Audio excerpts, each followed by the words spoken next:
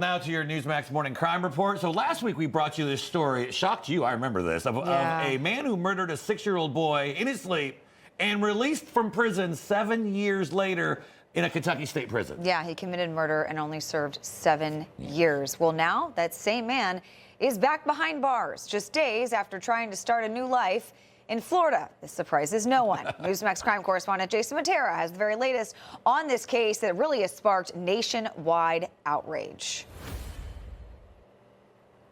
Hey, good morning, Mark and Charla. And yeah, this killer made a huge mistake trying to make Florida his home. But what's even more disturbing is where he was planning to live.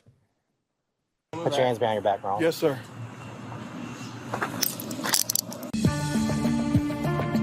Ronald Exantis looked stunned as Marion County deputies showed up at his Florida residence to slap cuffs on him just days after being released from a Kentucky state prison.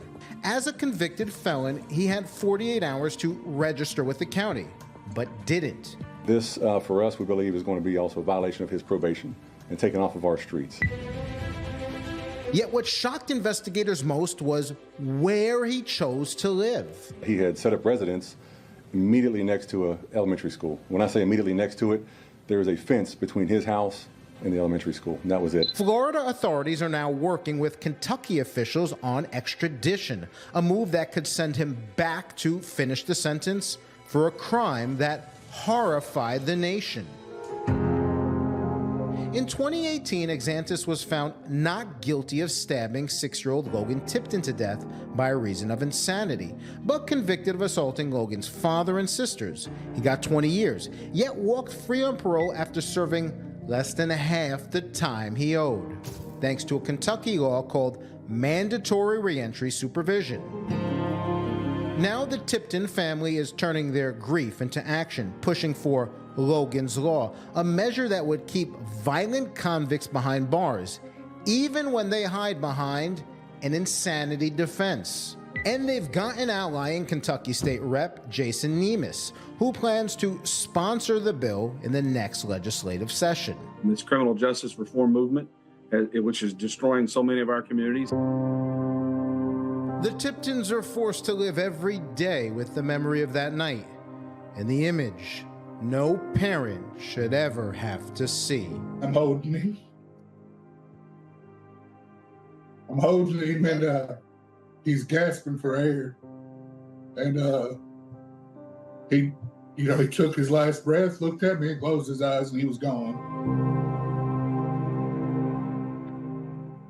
It's just heartbreaking to watch. Mark Charlotte, but the Kentucky Department of Corrections, they did confirm to us, we spoke to a spokesperson with the prison. They said that Exantis did break the terms of his release. So now that state and Florida has to work with, go through various legal steps in order to bring him back. But in about a month or so this monster should be back in a prison jumpsuit serving the rest of his Kentucky sentence. Yeah, and good for Florida authorities, for getting him so quickly, especially since he was living right next door to an elementary school. Yeah, insanity defense shouldn't just be 7 years and you get out. It should be you should go somewhere else. He shouldn't be walking the streets. All right. Thanks, Jason.